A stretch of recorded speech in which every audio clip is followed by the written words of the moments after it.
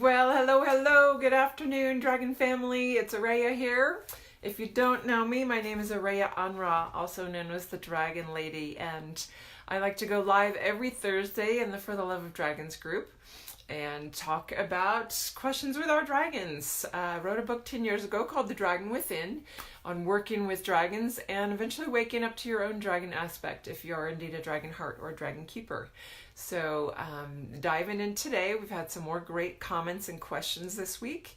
A little bit more about myself. In addition to being the Dragon Lady and all this aspect and energy and work with dragons, I am a psychic medium and energy healer, and I combine those and do life coaching. So that all combined in a big package makes for some transformation. So if you're curious about working together, whether it's for a dragon reading, whether it's a dragon program, whether it's just a regular life coaching and reading that might possibly involve dragons as well, because that's usually why people find me, I do discovery calls, and just feel free to message or contact me, and I can get you a link to get set up with that to see. Hello, Teen Marie, good to see you. So let's talk about a couple things with the dragons today that have been brought up in group this week.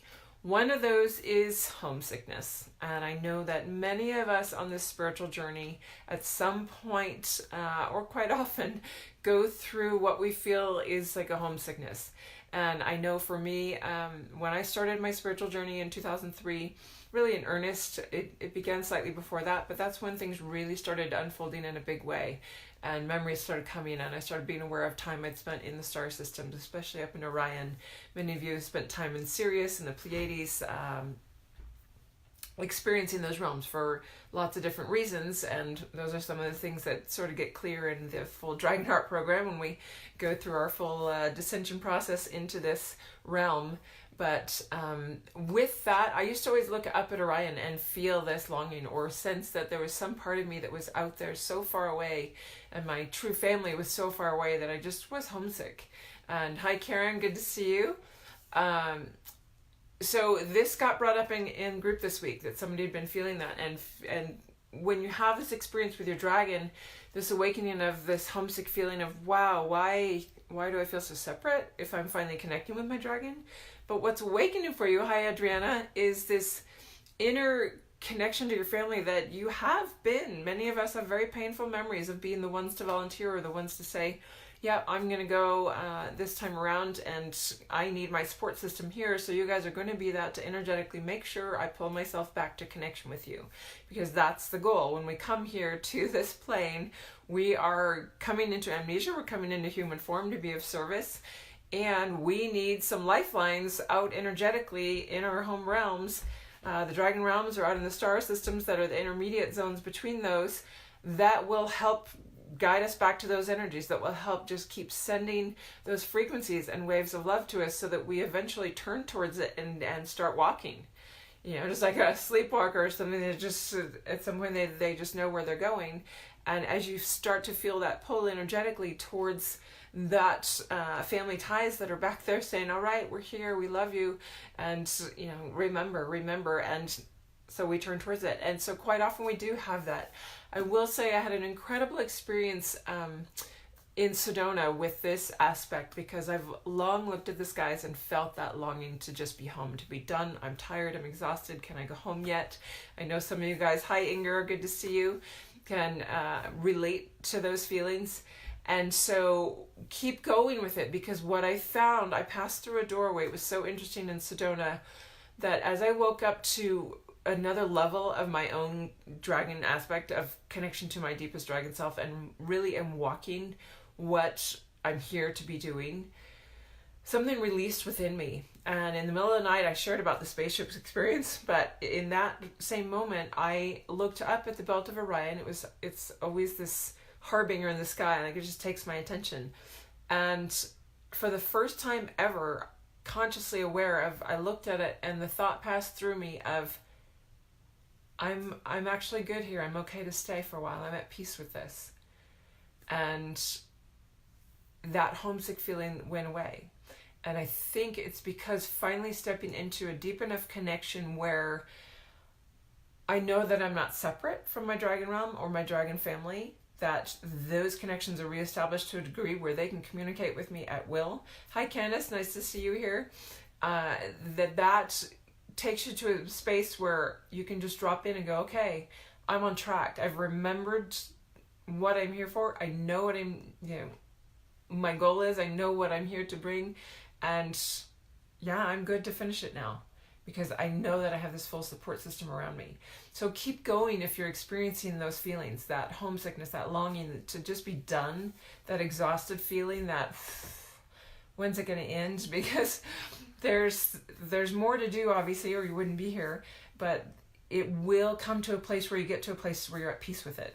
And so I just want to encourage you with that in my own journey of finally getting that. And what was beautiful about it is as I have felt that peace come in me, and really the conscious thought, it was, whoa, I'm okay to be here. I'm at peace with this.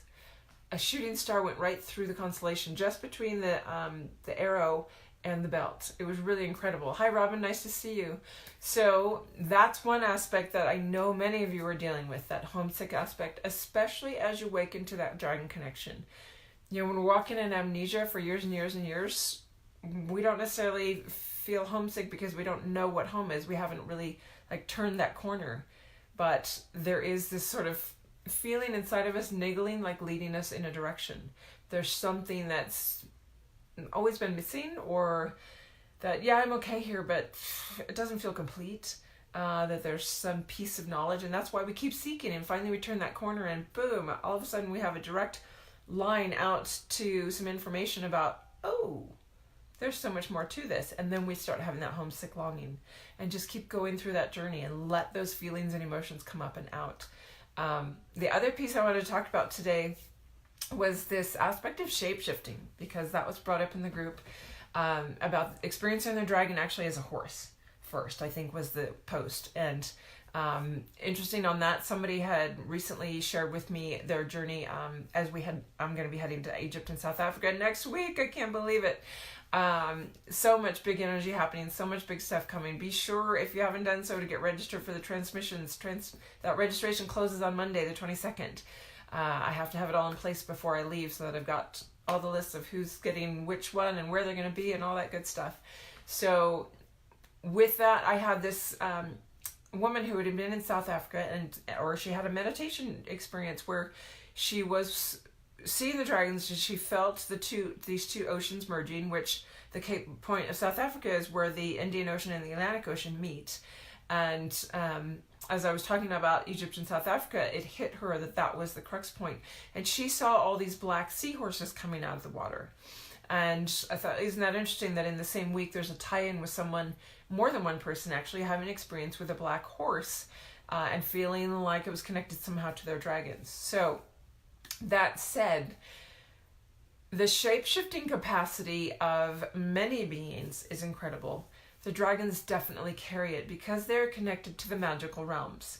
So any of those that are connected to the magical realms or have spent time in the Middle Earth realm specifically, with the Ruby, the Emerald, and the Sapphire family of dragons, shamanic work, they deal directly down into the earth with those lineages, and there's so much magical aspect in that. And so my understanding and perception and belief and experience with shapeshifting is that it's got a magical quality to it. And so those beings that are very ancient, have a lot of experience with a lot of different realms, and have spent a great deal of time in connection with the magical realms, tend to have that capacity. And they do, I think someone even said in a comment that they felt like their guide presented in a way that you could accept or embrace and be aware of and be okay with before their true form realized.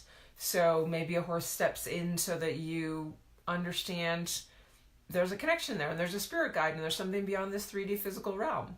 And then as you keep opening, they're going to shift into something else. I also feel that the representations that they give are giving you indicators. So if they know that you're open to maybe Native American teachings about spirit animals, and you've been working with that, and your guides and your dragon family are trying to reach you, they might show up as a horse because the characteristics in the medicine wheels or in the medicine totem cards about horses might give you a trigger to your next step. So be aware of that as well, that they're always working to bring you to your next step. So they're going to show up in a form They might show up in angelic form. There are many dragons that are from the angelic realms and the dragon realms that have also lived and experienced in human form in the angelic realms of this spirit, of this plane of experience in human form. So know that they will present as your guides and show you a form that you can listen to, that you can hear, see, connect with, or get information about. So if they show up as a bear, hi Sandra, good to see you, heart going out to you, love. Maybe they show up as a bear, maybe they show up as an owl. They're trying to send you signals and messages that is your next breadcrumb, because that's really how this whole path works, right? We keep getting breadcrumbs and breadcrumbs and breadcrumbs going through so that we're feeling like, wow, I'm lost in the woods here. Anybody feel like that sometimes on their spiritual journey? Like getting into realms of stuff that is, whoa, I just had this crazy way out experience. I went out in the galaxies, or I was in the center of the galaxy, or I was in the center of the sun, or I mean, I've had some way out experiences, and when you're early on in it, you sort of question yourself and you say, wow, is that possible? And then you start asking others or reading a bunch of stuff, and you sort of, hi Marielle, good to see you. And you go into this space of overwhelm, of whoa, that really opened my doors and it was a little too much, and I'm going to put my cap back on. And yet the experience blasted the doors open to the next level. And so that's really what they're continuously trying to do, is the breadcrumbs, not to get you lost in the woods, but to keep you going. We think that we need a trail back out. So the breadcrumb theory is it actually going to be there? Well, no, they want you to ingest those breadcrumbs. They want you to pick them up so there's no trail left behind to backtrack onto. We're always moving forward, continually forward, and maybe you feel lost in the woods because of this grand experience you had. Look down for the single breadcrumb. Wait for that one hit coming from your guide that's a definite, like, oh, all right. And maybe that's how some of you found the Dragon Within book. Maybe that's how you found my site at a meditation that led you into an experience that opened another door for you. Gratefully so, if that's what led you to the site, because that's what I'm here for. I'm being used by your guides and guardians to help bring some of those breadcrumbs, to expand you into your truest self. That's what brings me joy. That's what I'm here for. And that's why I'm finally at peace. So know that they can shapeshift, and know that you, if you be a dragon heart or a dragon keeper, as a dragon in your truest self, this is possible that you are a dragon, that you have that capacity most likely to shapeshift as well. Many of you have had experiences where in a meditation or a group setting, someone might have said, wow, you look radically different. Or during that meditation, you were in this other form. That used to happen to me all the time. I've had people tell me all kinds of different things they saw me as: old medicine woman, raven, different animals. And you guys notice even when I've come off, especially one of my group sessions after book club or after my Dragon Heart program, and come into one of these lives, you can see it in my eyes when I'm in my dragon. When my dragon is present, and you can sense, if you are able to see energetically, you would probably see me shapeshifted into my dragon form.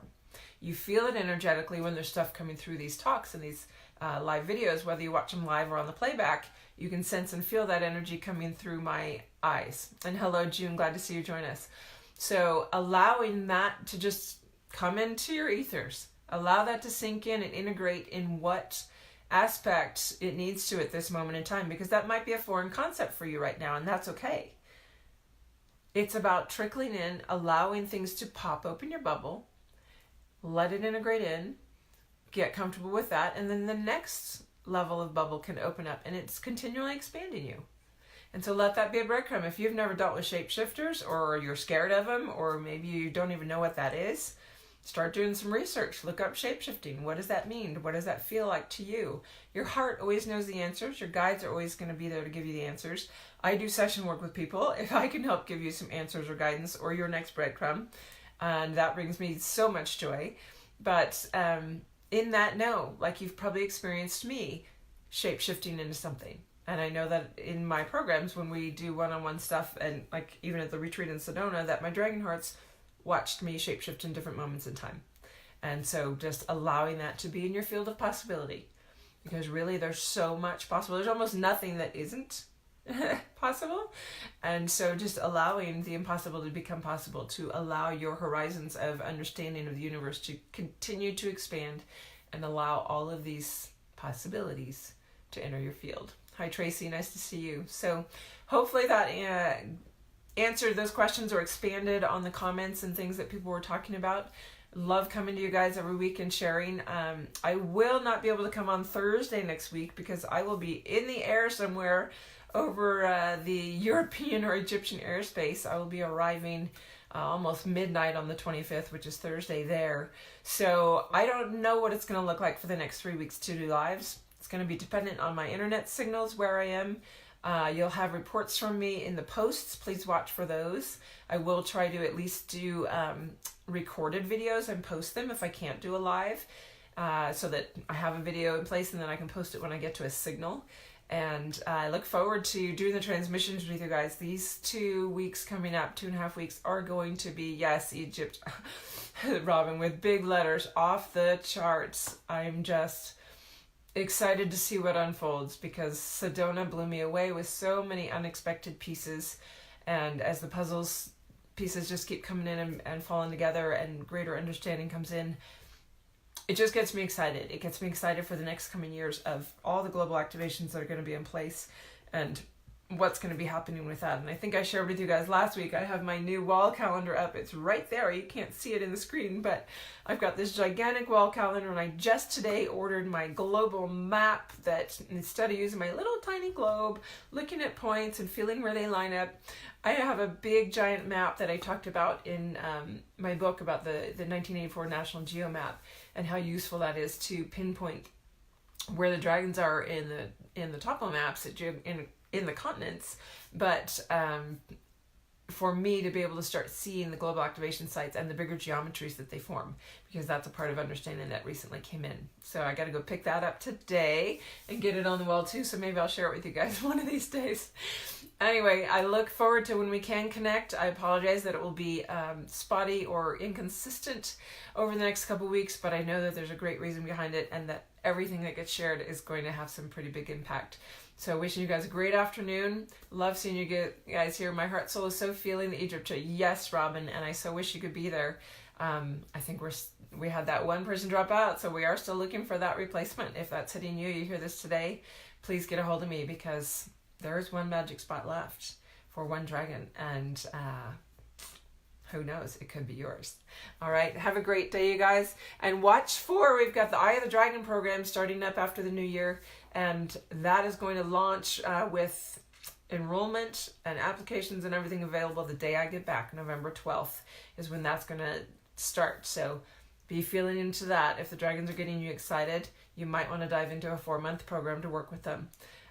Anything you can give is lovely. Thank you for this great live. You're welcome, Team Marie. Thanks for always being here, you guys. Really love coming in and communing with you each Thursday, and I look forward to the next time that we meet. Not sure exactly when it'll be, but I will post it in the group and watch for those posts. Love you guys. Bye.